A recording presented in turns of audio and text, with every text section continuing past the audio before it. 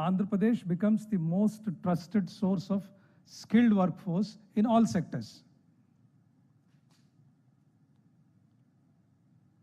With this kind of goals and vision that the government has, right skilling and training of the workforce is no more an option for us. It's become compulsory. It's a policy decision. And so, all the elders sitting on the dais, as per the vision and guidance of our Honorable Chief Minister and our Honorable Minister, we started to take stock of the situation to see where we are. Now here,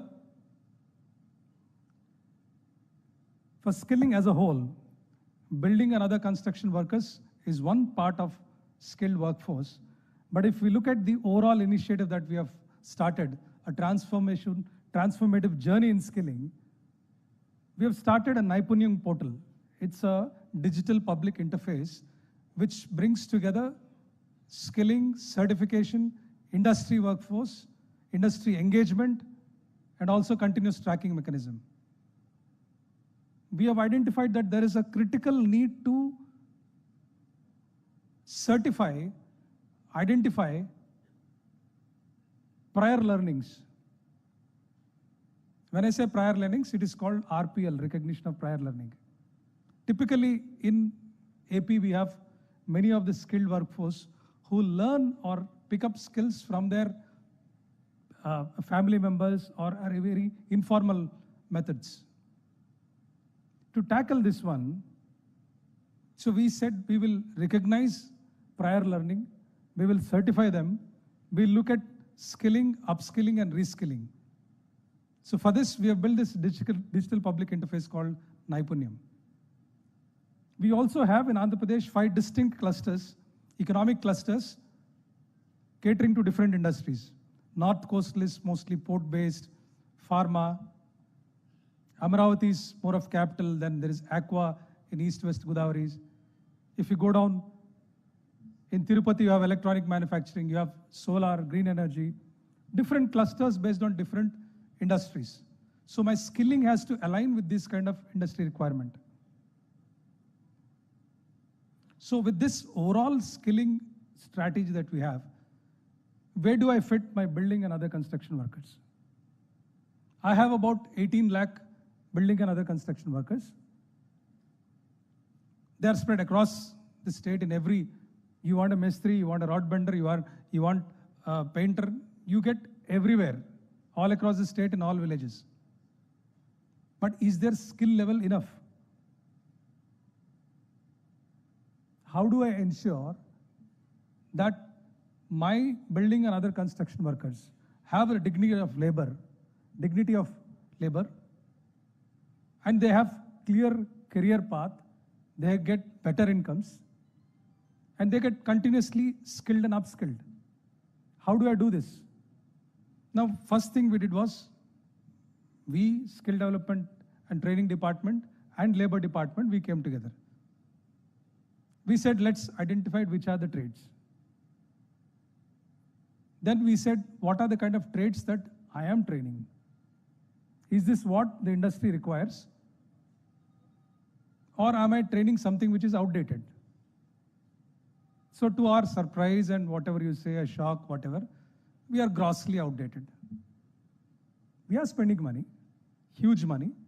We have training institutes. We have trainers, all my trainers are sitting behind. So what am I training? Anything. Some of the companies have come forward and set up stalls. I'm sure the rest will also be very eager to do that. But none of my training institutes are training the technologies that we have seen in the stalls. We have seen automatic systems.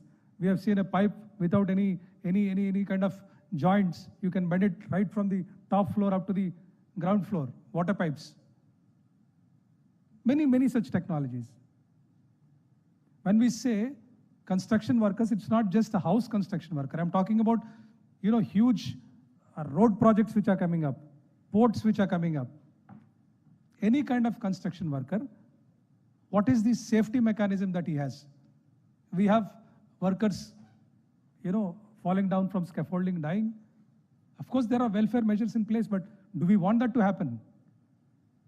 So training, skilling is an all, and it's a very comprehensive thing.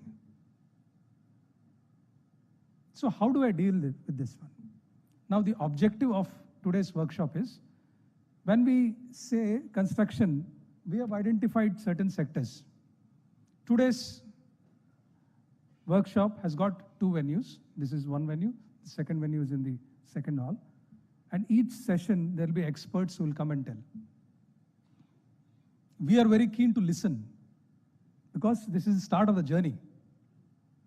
Now, some companies may be thinking it's a CSR activity. No, it's directly aligned with your core commercial activities.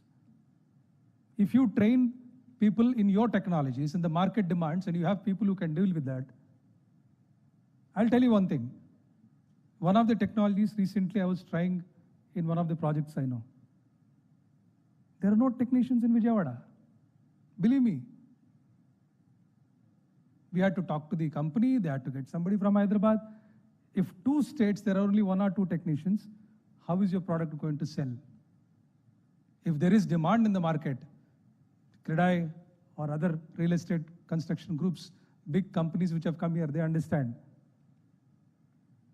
From a common man who wants to build a house to big construction companies, when they want to hire, where do they go for their skilled workers? I have nothing against people coming from other states. But when I have 20 lakh people here, how do I see that these people are properly trained? How do we come together? This clapping only when two hands come together. Government alone waving its hand doesn't do, or private sector alone doesn't do. Both of us have to come together. We have to start from the way, how do we train, what is the curriculum? From that stage, it has to be a continuous engagement. So my request to all the companies here is, it's a very good initiative. I appreciate Ganesh Garu for all the effort. The micro planning he has done, he has reached out to all the companies, and also the labor department for supporting us. Now, each session, when you deliberate what are the technologies, how the skilling is happening at present, and what should be the curriculum, how should the training happen, your assessment of the present skill level, anything from plumbing to false ceiling to cladding, anything for that matter, even power cables, electricity, we have Suryagar. One of the major things is, the gentleman, Vice President from Asian Paints is here. Waterproofing is a big issue. The technologies are changing very fast, but my training schools don't. They have 4 training academies, is what he was telling me. But the government is not aware. How do I synergize these two things? How do I see that your trainers become part of the entire program? We are looking at quality infrastructure at scale, workforce at scale, not a niche one. So how do we address these things? It should be a win-win situation for both of us, for the industry, the government, and the employment seeking, the youth or the building and other construction workers. So this is the context, mandate in which we have this workshop. The entire full day deliberations has been broken down into different discussion groups, and many experts are participating. So you know better than me about this sector well. Now the plan of the government is, we want to, in the next 6 months, all the districts will have National Academy of Construction buildings. The Labor Department has already agreed on this. Honorable Chief Minister asked us to construct these buildings. In next 6 months, we're going to have nice residential facilities in all the districts across the state. These are going to be the district training centers for BOC workers. This will be the basic skills, basic construction skills, be it electrical or be it the rod bending or even the cement kind of work. When we say the next medium level of skills, I have regional centers. One in Rajahmundry, one in Amaravati, one in Kadapa. There'll be the higher order of skills. The top skills, which could be niche, which you don't require in each district, that will be the state level center. The state level National Academy of Construction is also, it's going to be ready next couple of months. I request the companies, depending upon the need, to please get associated at the district level, at the regional level, and at the state level. Now, whatever infrastructure I have, if I invite a company to come and give me training, I am offering my office space to you. The NAC buildings that you have, any company probably good in your product may not be having training infrastructure, but I am willing to give my training infrastructure to you. Please come, start batches. We want the industry to train more than me doing the training. For example, big construction companies. If I say, if you want to train, let's say 5,000 construction workers as apprentice, please do it. Whatever I can support through budget, I will do. But the training should be from you. As far as possible, we want the training to be led by industry, together as a part of the overall skilling for BOC workers. And then this engagement should be a continuous one. Today's technology may not be relevant tomorrow. So how do I ensure that this engagement is continuous? How do I see that we come back again and again, see whether how the training is going on? And I would request wherever possible, this certification, if it can be joint certification, any company for that matter. The training curriculum you design, we are ready to align our curriculum as per your needs. You want a special module, fine. You want to train, it's okay. You want to do certification, it's fine. We in fact invite you for joint certification. Then apprentice, classroom training alone is not enough.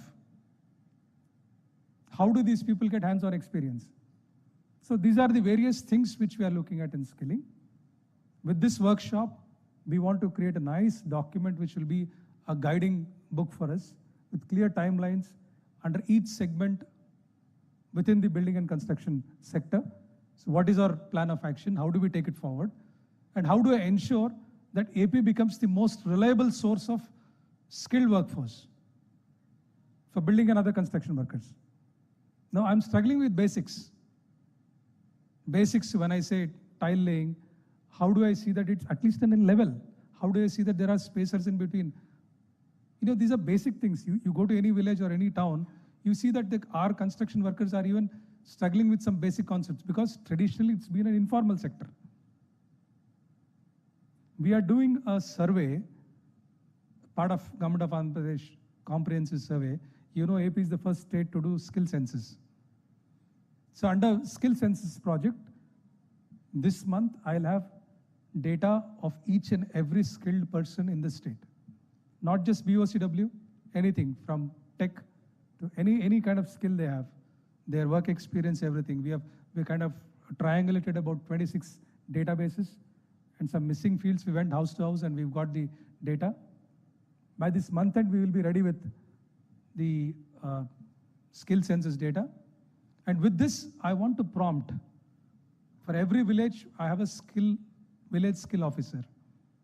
Through village skill officer, I want to prompt all these workers, asking them, hey, there's a training program.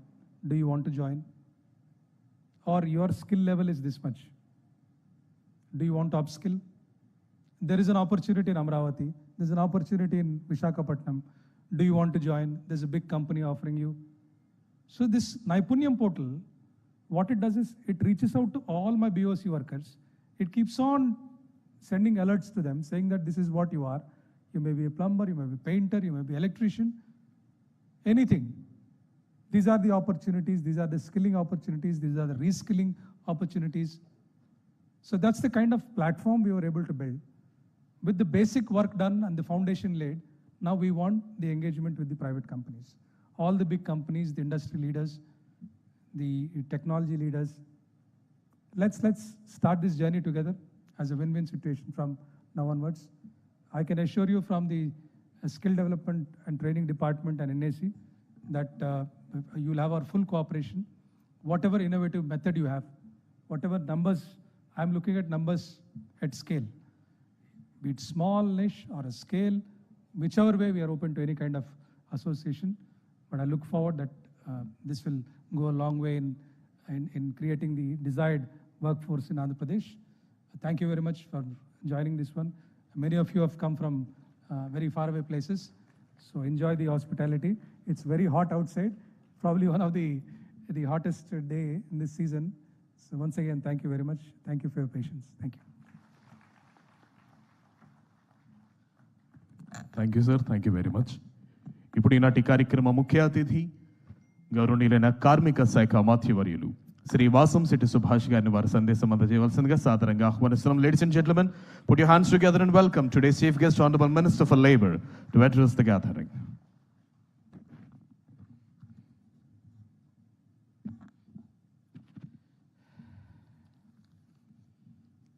అందరికీ నమస్కారం.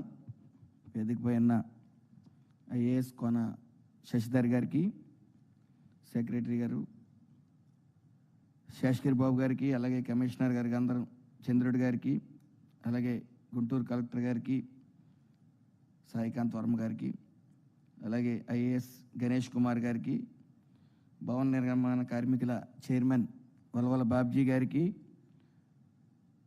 గౌరవనీయులు, ప్రతినిధులు, అధికారులు, పరిశ్రమల ప్రతినిధులు, నాక్ సభ్యులు, Andhra Pradesh skill development corporation ప్రతినిధులు, ఆంధ్రప్రదేశ్ భవన మరియు ఇతర నిర్మాణ కార్మికుల సంక్షేమ బోర్డు సభ్యులు, నిర్మాణ రంగ నిపుణులు అందరికీ కూడా నా హృదయపూర్వక నమస్కారాలు తెలియజేసుకుంటూ, యువత నైపుణ్యాన్ని పెంచుతూ డిజిటల్ గవర్నెన్స్, ఆధునిక టెక్నాలజీని ప్రోత్సహిస్తూ పరిశ్రమల అభివృద్ధికి కట్టుబడి పనిచేస్తున్న శ్రీ నారా లోకేష్ గారి సారథ్యంలో ఈ national workshop on skilling in construction technology నిర్వహించడం ఎంతో ఆనందంగా మరియు గర్వంగా ఉంది.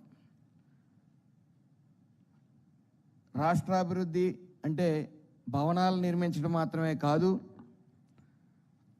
ఆ భవనాలు నిర్మించే కార్మికుడి యోగక్షేమాలు, వాళ్ళ స్కిల్లింగ్ ఇవ్వటం, వాళ్ళ జీవిత పరిణామాలు పెంచటం అనేది ప్రభుత్వం లక్ష్యంగా తీసుకుంది. అయితే గత ప్రభుత్వం ఎప్పుడూ కూడా వినాశనానికే తెరలేపింది తప్ప ఏ రోజు కూడా వాళ్ళ ఆలోచనలు స్పీడ్ ఆఫ్ క్లోజింగ్ బిజినెస్ వైపే ఉండేది. వాళ్ళ కమిషన్ల కోసం ఈ సంస్థలన్నిటిని కూడా ఇటు సాఫ్ట్వేర్ కంపెనీ నుంచి ఇటు అండర్వేర్ కంపెనీల వరకు కూడా ఈ రాష్ట్రం వదిలిపెట్టి పారిపోయే పరిస్థితులు తీసుకుని వచ్చాయి. ఒక పక్క పూర్తిగా వినాశనం వైపే వాళ్ళు చూస్తూ, మరి ఈ ప్రభుత్వం, ఈ మంచి ప్రభుత్వం వచ్చిన తర్వాత వికాసం అనేది మొదలైంది. ముఖ్యంగా భవన నిర్మాణ కార్మికులు జీవితాల్లో చెమ్మ చీకటి నెలకొంది 2019-24. వాళ్ళ సంక్షేమ పథకాలని 1214 మెమో ఇచ్చి పూర్తిగా రద్దు చేయటం, ఇసుకని బంగారంలాగా అమ్మటం, అదేవిధంగా వాళ్ళకి ఎక్కడ కూడా నైపుణ్యం అనేది, అంటే పూర్తిగా అమరావతి పనులు కానీ, పోలవరం పనులు కానీ, రహదారులు నిర్మించడం కానీ ఇవేమీ కూడా వాళ్ళు కనీసం అటువైపు తొంగు చూడలేదు. సో వాళ్ళు ఇంకా భవన నిర్మాణ కార్మికులతో పని లేదనుకున్నారు కాబట్టి వాళ్ళ సంక్షేమ పథకాల నుంచి వాళ్ళకి పని లేని దినాలు, అంటే సంవత్సరానికి కనీసం 45 రోజుల నుంచి 50 రోజులు కూడా పని లేని పరిస్థితి తీసుకుని వచ్చి వాళ్ళ జీవితాల్లో చెమ్మ చీకటి నెలకొల్పారు. దానికి భిన్నంగా మన ప్రభుత్వం వచ్చాక కార్మిక జీవితాల్లో నిజంగా చంద్రోదయం వచ్చిందని మనం చెప్పుకోవచ్చు. నిరంతర శ్రామికుడు, రాష్ట్ర ప్రథమ కార్మికుడు అయినటువంటి శ్రీ నారా చంద్రబాబు నాయుడు గారు, ఆయనకి కార్మికుడు కష్టాలు తెలుసు కాబట్టి ఈ మంచి ప్రభుత్వం వచ్చిన వెంటనే వాళ్ళ సంక్షేమ పథకాలన్నీ కూడా మరి ఈరోజు ఇవ్వటం జరుగుతూ ఉంది. అంతేకాకుండా తండ్రికి తగ్గ తనయుడిగా పేరు తెచ్చుకుంటూ రాష్ట్రాభివృద్ధి కోసం నిరంతరం పాటుపడుతున్న మన యువనేత శ్రీ నారా లోకేష్ గారు మరోవైపు చేసిన కృషి వల్ల రాష్ట్రానికి లక్షల కోట్ల పెట్టుబడులు వస్తూ ఉన్నాయి. జనరల్గా మనకి ఏ విషయమన్నా పూర్తిగా అవగాహన లేనప్పుడు మనం గూగుల్ సెర్చ్ని వెతుక్కుంటూ ఉంటాం. మరి ఆ గూగుల్ సెర్చే మన రాష్ట్రాన్ని వెతుక్కుంటూ రావడంలో మరి నారా లోకేష్ గారి పాత్ర ఎంతైనా ఉందని తెలియజేసుకుంటూ, అలాగే నిరంతరం వింటూ ఉన్నాం నారా చంద్రబాబు నాయుడు గారు 20 లక్షల ఉద్యోగాలు ఇస్తా అన్నారు. దాని గురించే మాట్లాడుతూ ఉన్నారు. అయితే మనం మాట్లాడుకోవాల్సింది ఆల్రెడీ 20 లక్షల మంది ఉన్న భవన నిర్మాణ కార్మికులు చేతి నిండా పని దొరికేలా చేశారు. అందులో ఏ విధమైన సందేహం లేదు. వస్తున్న పెట్టుబడులు కానీ, జరుగుతున్న అభివృద్ధి పనులు కానీ, ఇటు అమరావతిలో కానీ, ఇటు పోలవరం ప్రాజెక్టు కానీ, రాష్ట్రంలో గుంతల రహిత